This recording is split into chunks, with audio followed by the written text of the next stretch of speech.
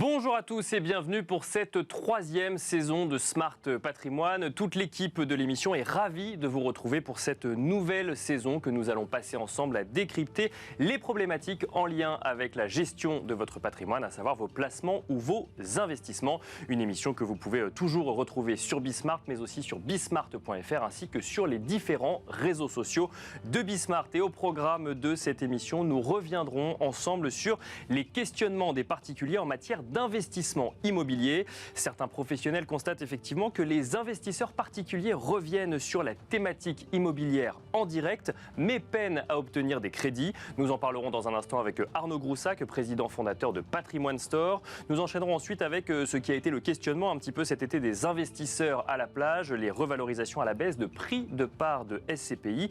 Comment expliquer donc ces revalorisations à la baisse pour certaines SCPI annoncées en juillet, mais aussi comment expliquer le recul de la collecte sur la classe d'actifs SCPI. Nous aurons le plaisir de recevoir dans un instant sur le plateau de Smart Patrimoine Guy Marty, président fondateur de pierrepapier.fr pour en parler, mais aussi à distance Jean-Marc Colly, le président de l'ASPIM. Et puis enfin, nous finirons cette première émission avec le constat que les Françaises et les Français continuent d'épargner, et ce malgré l'inflation. Nous en parlerons avec Guillaume Serrault, président de Alikis Conseil, qui sera le premier invité de ce nouveau format que nous lançons sur Smart Patrimoine, à mi-chemin entre l'actualité, la chronique ou le billet d'humeur, l'œil du CGP. On se retrouve tout de suite dans Smart Patrimoine. Et nous commençons tout de suite avec les clés de l'IMO, le rendez-vous dédié à l'investissement immobilier de Smart Patrimoine. Nous avons le plaisir de retrouver en duplex Arnaud Groussac, président fondateur de Patrimoine Store. Bonjour Arnaud Groussac. Bonjour Nicolas. Bienvenue sur le plateau de Smart Patrimoine. Ravi de vous retrouver après la trêve estivale pour une nouvelle saison dédiée à l'investissement immobilier en l'occurrence. Arnaud Groussac, si les questionnements vont toujours bon train sur les niveaux de prix en matière d'investissement immobilier, sur les difficultés parfois à obtenir un crédit également, vous constatez que les investisseurs particuliers reviennent sur l'investissement, sur l'immobilier d'investissement. Oui, alors ravi aussi avant de démarrer de vous retrouver pour cette nouvelle saison. Oui, on constate depuis le mois de juin un retour, alors qui a été timide sur fin mai, qui a été beaucoup plus marqué sur fin juin et début juillet. Alors après, trêve estivale oblige, ça s'est calmé, mais on voit sur les datas du site un retour depuis fin mai, début juin.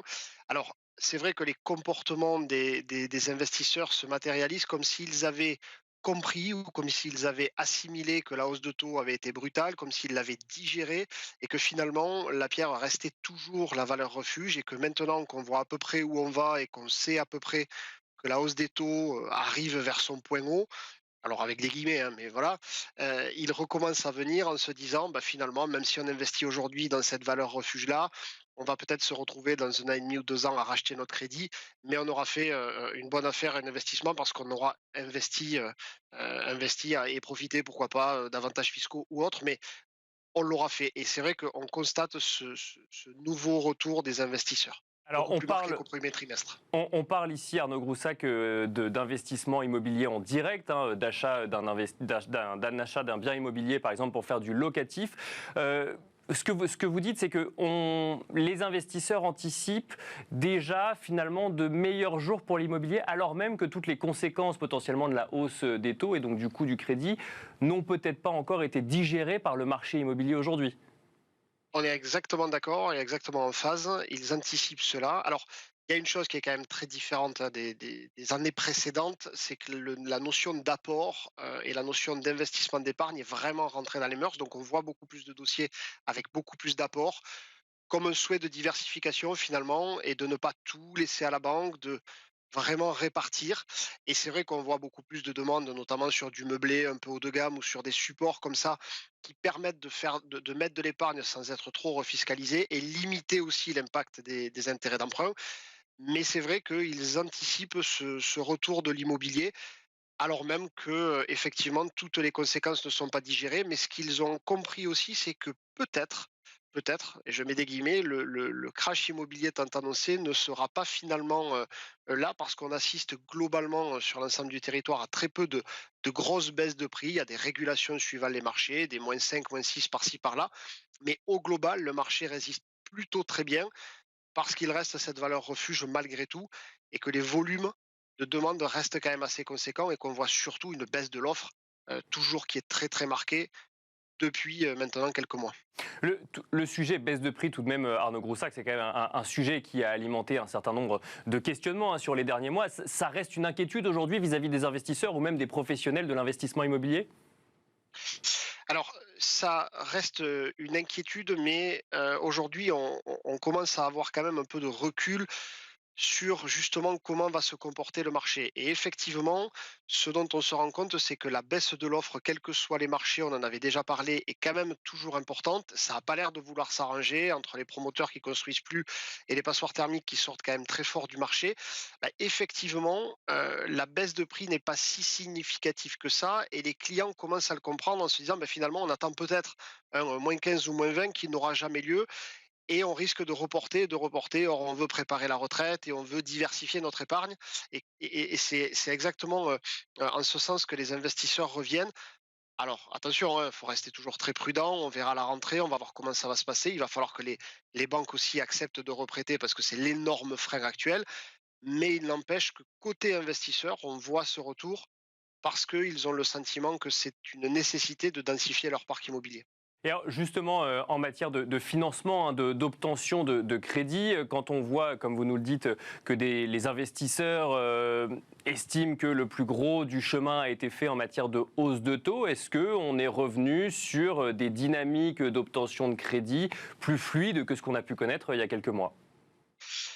Alors non, et c'est même encore pire. C'est-à-dire que là, on a clairement une fermeture des robinets assurée par les banques et assumée, par les banques parce que, certaines répondent de même qu'elles ont déjà fait les objectifs. Donc faut se poser la question de quels objectifs elles avaient pour prêter si peu. Mais globalement aujourd'hui, concernant les investisseurs, donc pas les primo-accédants, mais concernant les investisseurs, elles ne font strictement aucun effort. C'est-à-dire, c'est soit les conditions requises exactes, soit, vous sortez. Quels que soient les profils, même sur des très beaux profils patrimoniaux, aujourd'hui les banques ne prêtent pas. Nous on le voit, on a à peu près entre 55 et 65 des dossiers qui ne sortent pas en financement, alors même qu'on fait un travail tout à fait normal de gestionnaire de patrimoine et de conseiller en investissement et que notre métier, c'est pas de faire du dossier pour le faire. Mais là, on assiste vraiment à une fermeture colossale des banques et il va falloir quand même qu'elles réouvrent parce que si problématique structurelle du marché de l'immobilier, il doit y avoir, ça sera en grande partie à cause des banques, pas en cause de la demande d'investisseurs. On se souvient, Arnaud Groussac, du léger coup de pouce qu'il y avait eu justement pour l'obtention de crédit pour les investisseurs immobiliers de la part du HCSF. Est-ce que ce que je comprends, c'est que finalement, ça n'a pas amélioré à court terme la situation des emprunteurs? Alors, non seulement ça n'a pas amélioré, le coup de pouce était vraiment très faible, mais il n'y a pas eu non plus de directive et d'obligation de la part de l'exécutif et du HCSF de dire aux banques, bah, prêtez, faites un effort, il faut soutenir, même s'il y a des taux hauts et que vous restructurez vos marges. Parce que quand on prête à 5%, les banques aujourd'hui, elles font de la marge. Donc, il n'y a aucune raison technique pour ne pas prêter. Donc je ne sais pas pourquoi elles ne prêtent pas, mais pour en discuter avec des courtiers et avec les banques en direct de nos clients, bah, aujourd'hui il y a une volonté de ne pas prêter et de ne même pas appliquer les petits coups de pouce du HCSF, puisqu'aujourd'hui en investisseur, elles partent d'un principe, c'est qu'elles ne veulent pas utiliser les 20% de dérogation auxquelles elles ont droit pour des investisseurs. Donc ça veut dire que dans les conditions bancaires, par exemple, aucune banque aujourd'hui ne prête sur 25 ans à un investisseur. Donc les taux d'endettement, si vous prenez 20 ans plus les plafonnements des loyers, plus les pondérations de loyers, ben forcément qu'en termes d'endettement, on peut se retrouver sur des clients qui sont à 35,5 ou 36% d'endettement. Ben, du coup, ça passe plus, même si le reste à vivre est très conséquent et il n'y a aucune volonté de faire des efforts de la part des banques. Très très rapidement, Arnaud Groussac, quelle stratégie pour un investisseur immobilier du coup en septembre, octobre ou novembre? C'est tout miser sur l'apport et sur j'ai envie de dire des éléments rassurants pour les banques? Oui, c'est de dire aux banques ce qu'elles ont envie d'entendre, donc de céder à leur chantage actuel de domiciliation de revenus, d'apport, etc. Et concernant l'immobilier, de mettre en place et concernant la banque, de faire le dos rond et on sera toujours à temps de renégocier dans l'année à venir ou dans les 2 ans à venir quand les conditions seront plus favorables pour les investisseurs. Mais aujourd'hui, je crois que les investisseurs l'ont déjà compris et c'est ce qu'ils nous demandent déjà. Merci beaucoup Arnaud Groussac de nous avoir accompagnés donc sur Smart Patrimoine. Je rappelle que vous êtes président fondateur de Patrimoine Store et quant à nous, on se retrouve tout de suite dans Enjeu Patrimoine. Et nous enchaînons à présent avec Enjeu Patrimoine. Nous allons tenter de comprendre ensemble quelle est la situation des SCPI avant les derniers mois de cette année 2023. Nous allons essayer de comprendre cette situation à la lumière des chiffres publiés par l'ASPIM, qui témoignent notamment d'ailleurs d'une collecte en recul pour le premier semestre de l'année sur les SCPI. Mais nous tenterons également de comprendre pourquoi plusieurs SCPI ont annoncé en juillet une revalorisation à la baisse du prix de leur part. Pour en parler, nous avons le plaisir de recevoir sur le plateau de Smart Patrimoine, mais aussi en duplex, Guy Marty, tout d'abord président fondateur de pierrepapier.fr. Bonjour Guy Marty. Bonjour Nicolas. Et nous avons le plaisir donc d'être accompagné en duplex par Jean-Marc Colly, président de l'ASPIM. Bonjour Jean-Marc Colly. Bonjour Nicolas, bonjour Guy. Merci de nous accompagner à distance dans Smart Patrimoine. Alors avant de parler spécifiquement du sujet de revalorisation à la baisse du prix de part de certaines SCPI et des inquiétudes que cela peut susciter chez des investisseurs, peut-être un mot global sur la situation des SCPI que vous constatez à l'ASPIM sur le premier semestre de l'année. On constate quand même une collecte qui recule sur les 6 premiers mois de l'année. Oui, c'était un peu attendu. Alors nous, on parle d'une manière globale aussi de la collecte de tous les fonds immobiliers non cotés, parce qu'à côté des SCPI, il y a aussi les OPCI et les sociétés civiles qui sont des unités de compte. Donc quand on prend la totalité, il y a quand même une petite baisse de 53% par rapport à 2022, qui avait été une année exceptionnelle, de la collecte de ces fonds immobiliers qui ont collecté 4 milliards d'euros, un peu plus de 4 milliards d'euros, là où ils avaient collecté 8 milliards l'année dernière. Alors la réalité est un peu différente selon les produits. Les OPCI ont décollecté sur cette période. Les fonds, les sociétés civiles, unités de compte de contrat d'assurance, elles ont collecté à peu près 1 milliard. Et le reste, c'est les SCPI qui ont collecté un peu plus de 2 milliards, donc elles aussi qui s'ajustent, mais seulement de 20% par rapport à la collecte de l'année précédente. Donc un petit peu moins de collecte. Et ça a quand même un lien assez étroit avec le sujet dont vous voulez parler, qui est l'ajustement du prix éventuel des parts des SCPI pour mettre en cohérence ce prix avec la réalité des actifs et du prix et de la valeur des actifs sur le marché. Bien évidemment, quand les investisseurs sont un peu inquiets sur la valorisation des prix, ils attendent que ces prix s'ajustent éventuellement pour en racheter, plutôt que d'en racheter au moment où il semble être à un plus haut qui devrait être corrigé. Donc le sujet aujourd'hui, c'est la valorisation des sous-jacents, des actifs immobiliers qui inquiètent les investisseurs. Et c'est ça qui vient expliquer les premières revalorisations de prix de part qu'on a vues en juillet, Jean-Marc Colly ?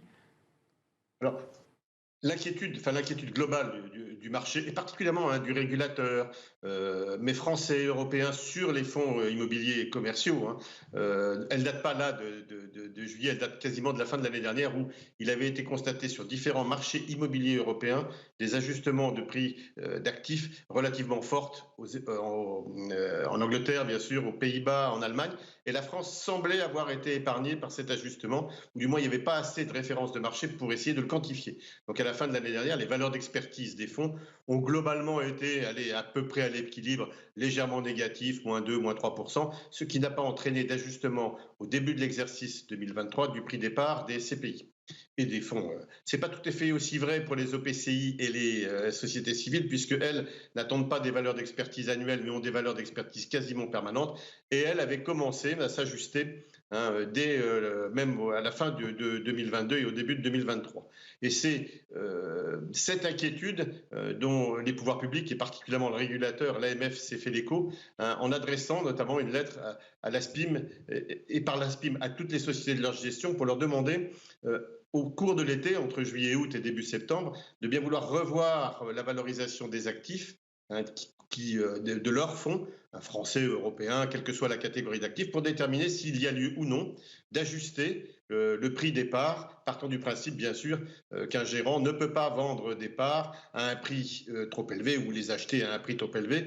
Donc la transparence de ces valeurs par rapport au marché est un élément essentiel souligné par le régulateur, et il demande expressément au gérant, il l'a demandé, ce qui est rare, je crois que je ne l'ai jamais vu en 40 ans de carrière dans ce métier-là, il a demandé expressément au gérant de bien vouloir regarder ces valorisations et en tirer les conséquences éventuelles, ce qui n'est pas forcément bien sûr les mêmes pour tous les actifs, puisque le marché est assez particulier sur ces valorisations. Toutes les classes d'actifs ne réagissent pas de la même manière. Si je donne un exemple, l'hôtellerie va plutôt un peu mieux, alors que le bureau va plutôt un peu moins bien. Mais voilà, ça donne, vos chiffres d'ailleurs, ça ce que nous demandons. On voit que le bureau collecte moins globalement que les SCPI diversifiés. On sent que les inquiétudes sont plus proches effectivement de l'immobilier de bureau. Ouais. Alors, dans les SCPI diversifiés, il y a quand même pas mal de bureaux, hein, donc et c'est les purs bureaux qui sont peut-être un peu. Oui, il y a des problèmes sur le bureau, enfin, des questions sur le bureau parce que c'est pas des problèmes. C'est bien sûr l'apparition de ce télétravail, hein, qui modifie un peu le mode d'utilisation des bureaux. Et le temps que le marché s'adapte, que les bureaux s'adaptent à ces réalités, il y a effectivement des questions de loyer, de valeur, de taille, de surface, d'occupation de ces locaux qui perturbent un peu la valorisation de ces actifs. Un Le mot, principe quand même reste. un mot, Jean-Marc Colly, avant peut-être de faire réagir Guy Marty sur le sujet. Si le régulateur, effectivement, a demandé à l'ASPIM de re-regarder précisément les valorisations des actifs, faut-il s'attendre à d'autres revalorisations à la baisse de prix de part en septembre ou en octobre, après celles que nous avons connues en juillet ? Je pense que oui, il faut être très clair. Aujourd'hui, on ne peut pas avoir des taux qui ont autant augmenté et des valeurs d'actifs qui restent exactement les mêmes. Et encore une fois, l'exemple des marchés dans lesquels les valeurs se sont ajustées, je recite l'Allemagne, les Pays-Bas, l'Angleterre et les autres, hein, voilà, en sont l'illustration parfaite. Donc, les experts d'ailleurs le disent, ils l'ont dit d'ailleurs dès le mois de juin, oui, il y aura des actualisations à la baisse de ces valeurs. Alors, est-ce qu'elles seront par la composition des actifs, par la nature nécessaire, est-ce qu'elles rendront nécessaire l'ajustement du prix des parts? Ça, c'est pas toujours sûr, hein, mais en tout cas, oui, il faut s'attendre à avoir d'autres démarches de cette nature-là. Guy Marty, la question que tous les investisseurs en SCPI se posent, ceux qui se disaient qu'ils investissaient dans l'immobilier, que l'immobilier c'est sûr, que la pierre c'est solide, est-ce que des revalorisations à la baisse de prix de part? Alors effectivement, Jean-Marc Colly nous le disait, on constate en France ce qu'on a constaté dans d'autres pays européens aussi, mais est-ce que c'est de nature à inquiéter l'investisseur aujourd'hui? Alors, quand il y a inquiétude, il y a recherche de coupables. Alors, j'ai envie de dire, il ne faut pas se tromper de coupable. C'est-à-dire que la guerre en Ukraine, la hausse de l'inflation, le ralentissement de l'économie, la hausse des taux, la montée en puissance des BRICS et le contre-coup sur l'Europe, c'est pas de votre faute, c'est pas de ma faute, c'est pas la faute des SCPI. Hein, premier point. Mais les SCPI peuvent en pâtir. Alors oui, parce que justement, à partir du moment, et là il y a une logique, j'ai envie de dire, il y a deux logiques à l'œuvre. La première, et puis un problème derrière. Mais la première logique, c'est que nous avons vécu pendant pas mal d'années, taux d'intérêt bas, pas d'inflation, croissance assez soutenue finalement mondialement. Bon, on bascule d'un seul coup vers inflation, taux d'intérêt élevé, ralentissement de la croissance. Ça fait un choc. Le choc, il est pour tout le monde, pour les particuliers, pour les entreprises et pour l'immobilier. Or, les SCPI sont un placement immobilier. Et alors, c'est vrai que c'est là qu'il faut se souvenir que l'immobilier et donc les SCPI sont un placement à long terme. Mais qu'est-ce que c'est un placement à long terme? C'est un placement qui va connaître des hauts et des bas, mais qui va traverser le temps. Et le problème, c'est comme on vient de vivre quelques années de ligne droite de super performance, on a un peu oublié que on est moins habitué aux turbulences. Voilà. Et là, il y a un problème. J'ai envie de dire, c'est vous. C'est-à-dire qu'il y a l'actualité, il faut parler au fur et à mesure. Et donc, c'est un peu comme si, d'un seul coup, un placement long terme se transformait en placement court terme, puisqu'il faut en parler tous les jours. Hein, donc, il y a une ambiguïté. Et là où il faut faire très attention, c'est que, jusqu'à présent, je crois que c'est ça à la fois la force et la faiblesse des SCPI. La grande force des SCPI, on va dire, dans la distribution, dans le développement, c'est qu'il n'y a pas de concurrence au niveau des placements. Une question effectivement sur la manière d'aborder les SCPI, donc un placement long terme dont on parle régulièrement, qui fait que on le regarde comme un placement court terme. Jusqu'à quand on considère que les turbulences sont passagères et que sur le long terme, effectivement, la SCPI s'avérera quand même un placement sûr, entre guillemets, ou en tout cas de qualité? Alors, le seul exemple véritable qu'on a, puisqu'il y a déjà eu un certain nombre de crises, vous savez, les années 70, il y avait déjà quelques CPI, l'éclatement de la bulle d'Internet, il y avait déjà les CPI beaucoup plus importantes. Le bon exemple, c'est la grande crise des années 90, qui était une crise terrible pour l'immobilier mondialement, qui a d'ailleurs failli faire sauter les systèmes bancaires du monde à l'époque. C'était une crise extrêmement grave. Les CPI ont souffert, elles ont vraiment souffert. Et finalement, quand on fait le bilan, elles s'en sont très bien sorties après. Vous savez, c'est un peu le concept entre fragile, robuste et antifragile. Je ne sais pas si vous connaissez. Je prends un verre. Expliquez-nous. Oui. Je prends un verre, je le fais tomber, il se casse, il est fragile. Je prends une belle pierre, je la fais tomber, elle ne se casse pas, elle est robuste. Maintenant, s'il y a quelque chose que chaque fois que je le fais tomber, quand il a pris un choc, il est plus robuste après. Ça s'appelle antifragile. Nous, êtres vivants, on est dans une certaine mesure antifragile. Or, les SCPI parce qu'elles transforment leur patrimoine sans arrêt, parce qu'elles gèrent activement. Elles peuvent vendre, elles peuvent transformer leur patrimoine, etc. Elles sont antifragiles, c'est-à-dire qu'il y a... Il ne faut pas les regarder juste en photo. Si on les regarde en dynamique, on voit que les SCPI, d'après la crise des années 90 par exemple, ne ressemblaient plus aux SCPI d'avant. Et je pense qu'après les années de turbulence, combien de temps? Les années 90, ça a duré 7 ans la crise. Hein, c'est une réponse. C'est justement la question que se pose un certain nombre d'investisseurs aujourd'hui. C'est voilà. Si on part du principe qu'effectivement les SCPI connaîtront de meilleurs jours, combien de temps va durer cette période un petit peu de questionnement sur le sujet? Quand M. Poutine recevra le prix Nobel de la paix, et à ce moment-là, je vous dirais, voilà, là, on aura terminé. Personne ne sait. En revanche, est-ce que j'adapte ma stratégie en tant qu'investisseur? Alors oui, il y a 2 façons de faire. La première façon, quand on est sur un placement long terme, on ne descend pas du train. Pourquoi? Parce qu'on ratera toujours la remontée dans le train. Et ça, c'est la grande leçon de toutes les études historiques. Un peu de court terme, plus un peu de court terme, plus un peu de court terme, ne font jamais les performances des placements long terme que sont la bourse et l'immobilier. Donc, première règle, on ne descend pas du train. On peut arbitrer. Hein, rien n'empêche, dans un contrat d'assurance vie, de plutôt arbitrer entre tel SCPI par rapport à tel SCPI, etc. On peut modifier un peu son portefeuille, mais on ne descend pas du train. Ça, c'est la première règle. Ouais. La deuxième règle, c'est si on est en position d'acheteur, d'investisseur, quelle est la meilleure bourse pour quelqu'un qui est jeune? C'est la bourse qui a une crise, parce qu'il achète pour pas cher. Dans l'immobilier, c'est sûr que ceux qui ont acheté dans les années 95, 96, 97, finalement, on fait ces bonnes affaires. Donc, il y a la logique de celui qui n'est pas encore ou qui voudrait renforcer dans le produit. Ça, oui, on va faire quelque chose pendant la crise. Celui qui était là avant, on ne descend pas du train.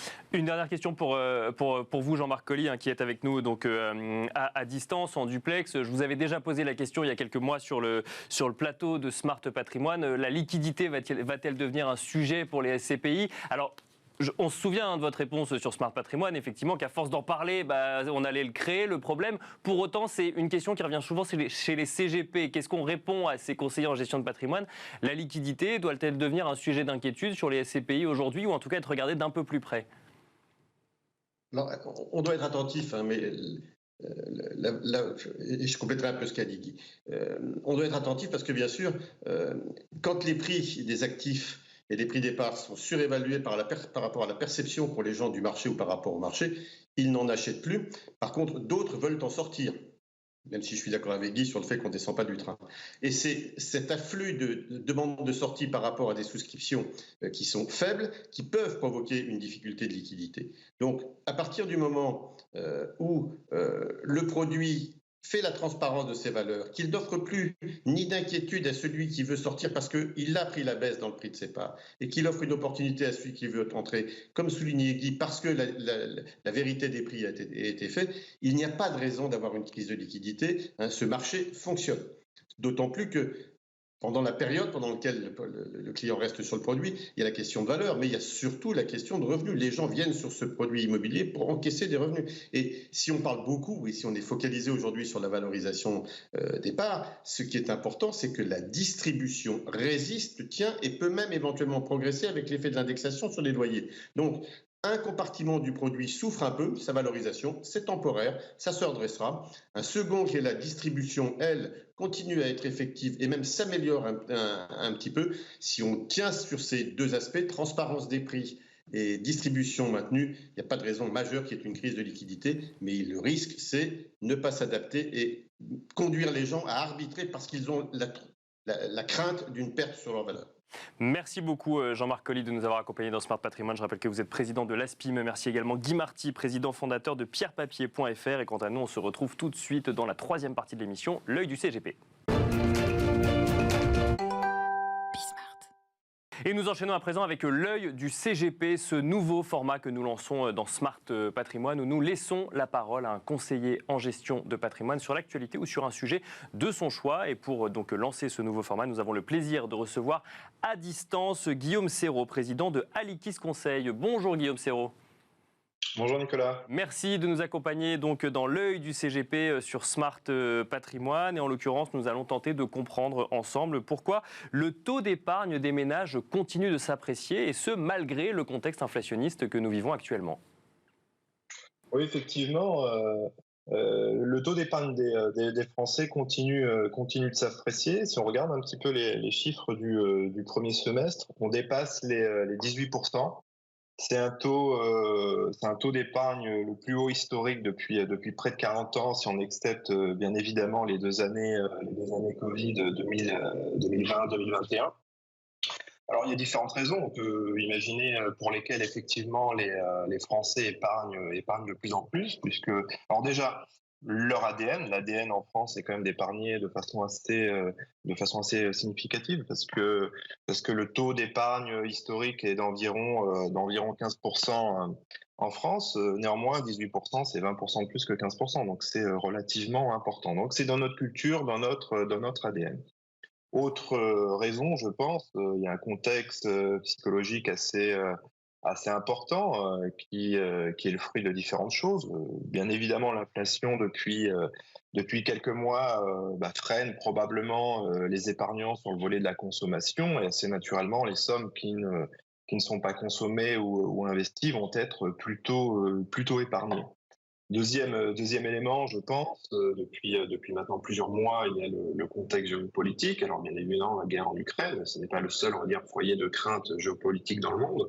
Donc ça aussi, assez normalement, quand on a certaines craintes, on va plutôt renforcer son épargne de précaution et plutôt être dans une philosophie d'épargne.